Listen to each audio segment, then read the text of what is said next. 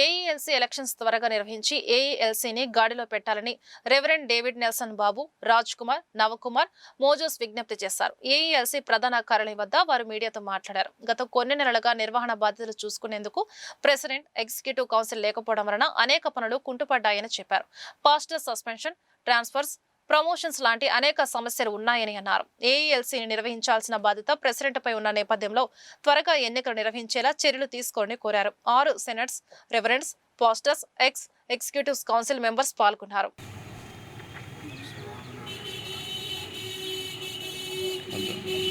ఈరోజు ఏఈఎల్సీ సంక్షేమ సర్వసభ్య సమావేశం అనేది గుంటూరులో మేము ఏర్పాటు చేసుకున్నాం. ఈ 4 జిల్లాల్లో ఉన్నటువంటి ఆంధ్ర ఎవాంజలికల్ లూథరన్ సంఘానికి చెందినటువంటి సభ్యులందరూ కూడా రావడానికని మేము పిలిపించాం. యాక్చువల్గా ఇది బేతేల్ బైబిల్ కాలేజీలో జరగవలసి ఉంది. అన్ని ఏర్పాట్లు చేసుకున్నాం. కానీ పొద్దున్నే 8 గంటలకు మాకు ఒక వార్త వచ్చింది సడన్గా, వీఆర్ నాట్ అలవింగ్ యూ, మిమ్మల్ని మేము ఇక్కడ అలవ్ చేయట్లేదన్నారు. రాత్రి మాకు ఎంతో సహకరించారు, సలహాలు ఇచ్చారు, భోజనానికి కావాల్సినటువంటి వస్తువులన్నీ కూడా మేము చేర్చాము. అన్నీ రెడీగా ఉన్న సమయంలో మార్నింగ్ చాలా నిరుత్సాహపడిపోయాం. వారు ఏం చెప్పారంటే, మాకు నోటీస్ వచ్చింది అన్నారు. ఎక్కడి నుంచి అనేది స్పష్టంగా చెప్పలేదు. జడ్జి గారు పంపించారు నోటీసు అనేసరికి మేము ఇక చాలా నిరుత్సాహపడ్డాం. సాగర్ బాబు గారు, అలాగే రవి కాంత్ గారు, మేము ఆల్టర్నేట్ ఆలోచించుకుని వేరే చోట సెంట్రల్ స్కూల్ అనే చోట మేము ఆల్టర్నేట్ అరేంజ్మెంట్ చేసుకుని అక్కడ ఈరోజు ఈ సభ జరగడం జరిగింది. చాలా విషయాలు ఇప్పుడు పాస్టర్ గారు మరి చిటికన రాజ్ కుమార్ గారు చెప్పారు, అలాగే పాస్టర్ గారు నవకుమార్ గారు చెప్పారు. మేము ఈ కొత్త ప్రభుత్వం అందాం లేదా తాత్కాలిక ప్రభుత్వం, ఈ ప్రభుత్వం వారు లేదా మేనేజ్మెంట్ వారు వాటెవర్, ఈ మేనేజ్మెంట్ వారు చేస్తున్న పనులు యాక్చువల్గా మాకు చాలా సంతోషించాం. వీరి యొక్క పరిపాలన వస్తుందనగానే మేము సంతోషించిన వాళ్ళు మేము. ఎందుకంటే ఇంతవరకు అన్యాయం, అక్రమం జరుగుతుంది, ఇల్లీగాలిటీ చోటు చేసుకుంది. ఈరోజు మరి న్యాయబద్ధమైన పరిపాలన మాకు ఇవ్వబడుతుంది అని చెప్పి చాలా సంతోషించాం. నేనైతే వీడియో కూడా పెట్టాను. అయితే ఈరోజు ఒక నెలలో చాలా నిరాశ నిస్పృహలకు లోనవ్వాల్సిన పరిస్థితి ఏర్పడింది. చాలా భయంకరమైన పరిస్థితులు ఏర్పడతా ఉన్నాయి. ఇక్కడ మేము అనుకున్న దానికి భిన్నంగా ఈ యొక్క మేనేజ్మెంట్ వారు ఏం చేశారంటే ఒక వర్గాన్ని చేపట్టుకున్నారు. ఆ వర్గం కొరకే వారు పనిచేయడం ప్రారంభించారు. మరి మిగతా వారిని ఇగ్నోర్ చేయడం అంటే ఒక అతను నెక్స్ట్ ఫ్యూచర్ ప్రెసిడెంట్గా ప్రాపప్ చేసేటువంటి ఉద్దేశంతో ఆ ఫ్యూచర్ ప్రెసిడెంట్ కోసం మమ్మల్ని అందరినీ కూడా నష్టపరచడం మొదలుపెట్టారు. ఆ విధంగానే పాస్టర్ని ట్రాన్స్ఫర్ చేయడం.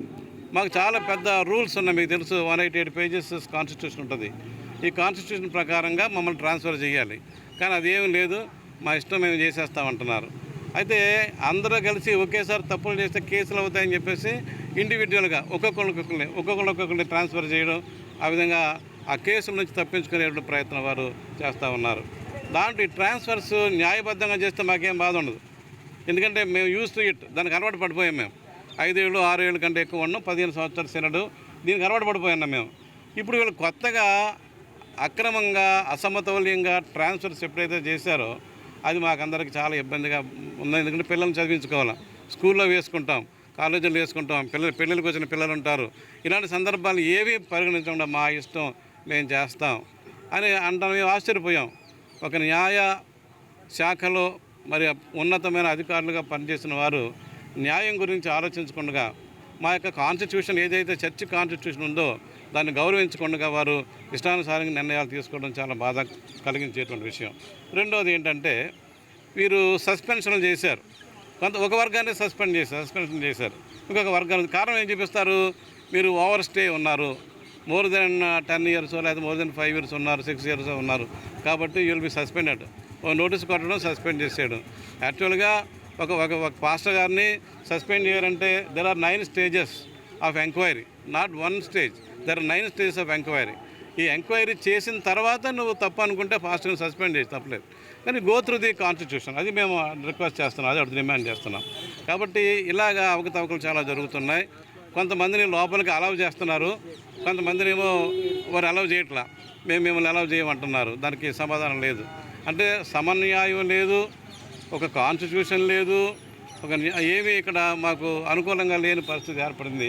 జడ్జెస్ని ఎందుకు నియమించారంటే మాలో మూడు వర్గాలుగా విడిపోయి వారు మూడు రకాలుగా మేమంటే ప్రెసిడెంట్ అని కేసులు వేశారు సార్. అయితే వీరందరినీ ఒక తాటి మీద తెచ్చి మేము చెప్పింది వినాలని చెప్పి గౌరవ హైకోర్టు వారు retired chief justice supreme court justice గారిని ఆయన ఆధ్వర్యంలో కంట్రోలర్గా ఇది ఇక్కడ వేశారండి. అయితే వారిని ఓన్లీ ఎలక్షన్ పర్పస్ వేశారు సార్. అయితే వారు వచ్చింది ఎలక్షన్ పర్పస్, వారిని వేసింది ఎలక్షన్ పర్పస్. బట్ ఎలక్షన్ అనేది పక్కన పెట్టి రిమైనింగ్ ఆల్ ఎంచేతంటే మాకు కొన్ని డే టు డే అడ్మినిస్ట్రేషన్ వేరు సార్, పాలసీ మ్యాటర్స్ వేరు సార్. ట్రాన్స్ఫర్స్ కానీ, సస్పెన్షన్స్ కానీ, పోస్టింగ్స్ కానీ ఇవన్నీ కూడా ఖచ్చితంగా పాలసీ మ్యాటర్స్, పాలసీ డిసిషన్స్. అలాగే లీజ్ అని మాకు ఇక్కడ ఒక 2 బంకులు ఉన్నాయి సార్ గుంటూరులో. ఆ 2 బంకుల్లో ఒక బంకు వీరు లీజ్ చేశారండి. ఏ బేస్లో చేశారు, ఏ కోర్టు ఆర్డర్తో లీజ్ చేశారు. ఇలాగ ఇవన్నీ కూడా రద్దు చేసి వీరికి ఎలాంటి అధికారం లేదు. వీరు తొందరగా మాకు ఎలక్షన్లు పెట్టి మమ్మల్ని మా యొక్క పరిపాలనని మా రాజ్యాంగం మా ఏఈఎల్సీ రాజ్యాంగం కాన్స్టిట్యూషన్ ప్రకారం మమ్మల్ని మేము పరిపాలించుకునేలాగా తొందరగా మమ్మల్ని విముక్తులు చేయమని వారిని కోరుకుంటూ పత్రికా విలేకరులకి అలాగే మాకు సహకరించిన పోలీసు వారికి వందనాలండి. ముఖ్యంగా మేము ఇక మీదట అంటే ఇప్పుడు మేము బల ప్రదర్శన చేయడానికి రాలేదు సార్, మా యొక్క బాధను విన్నవించుకోవడానికి వచ్చాం. అయితే వారు నో అపాయింట్మెంట్స్ అన్నారు. కానీ మేము దీన్ని ఫర్దర్గా మా 6 సీనియర్స్ 4 రాష్ట్రాల్లో ఉన్న 6 సీనియర్స్ నుంచి కూడా మా సంఘస్థులు అందరూ రావడానికి రెడీగా ఉన్నారు. మేమందరం వచ్చి ఒకరోజు ఖచ్చితంగా మేము దీని మీద సార్కి విన్నవించుకోవడం, అలాగే కాదు అన్న పక్షంలో మేము కోర్టు వారి దగ్గర ఆల్రెడీ 12 కేసులు ఉన్నాయి సార్.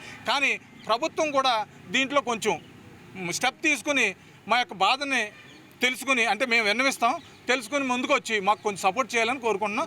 నార్త్ ప్యారిష్ అంటే ఏఎల్సీ సంఘానికి 6 సినెట్లలో ఒక వెన్నెముక లాంటిది.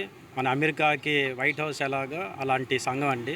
అలాంటి సంఘంలో గత 9 నెలల క్రితం పిసిసి ఎలక్షన్స్ జరిగినాయి. అది గౌరవనటువంటి మన కురియన్ జోసెఫ్ గారి ఆధ్వర్యంలో మన ఇక్కడ ఉన్నటువంటి కంట్రోలర్స్ అయినటువంటి జోసెఫ్ గారు, అదేవిధంగా జేసు రత్నకుమార్ గారి ఆధ్వర్యంలో జరిగినాయి. వారు ఇచ్చిన ఆదేశాల మేరకే ఇచ్చారండి.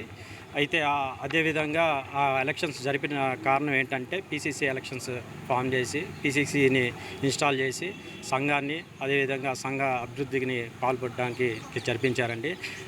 ఈ యొక్క గుంటూరు సినెట్లో మా నార్త్ ప్యారిష్కి సంబంధించి 17 వార్డులు ఉండగా 17 వార్డుల్లో 17 వార్డులకి పిసిసి ఎలక్షన్స్ జరిపించారండి. అందులో ఒక వర్గం వారు అయినటువంటి ఈ వ్యతిరేక వర్గానికి జేసు రత్నకుమార్ గారు అదేవిధంగా జోసెఫ్ గారు వారికి సహకరిస్తున్నారు. ఎందుకంటే ఆ 17 సభ్యుల్లో 14 మంది ఫేక్ ఎస్డిఎన్స్ తీసుకొచ్చి వాళ్ళు సబ్మిట్ చేశారు. వాళ్ళని గౌరవైనటువంటి రైట్ రెవరెండ్ బిషప్ బాబురావు గారు దాన్ని తిరస్కరించడం జరిగింది. ఆ ఎస్డిఎన్ అర్హతని కూడా వీరు స్వయంగా వారికి ఉన్న డేటా నుంచే తీసి ఇవ్వడం జరిగింది. ఇప్పుడు వారిని తీసేయడం వల్ల మళ్ళీ వాళ్ళు వీళ్ళని అర్హులే అని చెప్పేసి మళ్ళీ వాళ్ళు ఇన్స్టాల్ చేయడం కోసం ఈ ఎలక్షన్స్ కూడా పొడిగింపు చేస్తున్నారు. అయితే ఒక వర్గానికి కొమ్ముగా అయ్యటం ఇది కరెక్ట్ కాదు. న్యాయదేవతలే న్యాయాన్ని తిరస్కరించి న్యాయాన్ని చేయకుండా అన్యాయం చేస్తున్నారు. అదేవిధంగా మా సంఘానికి ఉన్నటువంటి అకౌంట్స్ని కూడా వాళ్ళ ఆధ్వర్యంలోనే గత 9 నెలలుగా పెట్టుకొని వాళ్ళే ఆపరేట్ చేస్తున్నారు. దేనికి సంబంధించినా కానీ వారు ఏకగ్రహంగానే ఒక వర్గానికే కొమ్ముగా వస్తూ ఈ టోటల్ ఏఈఎల్సీనే భ్రష్టు పరిస్థితి చేస్తున్నారు.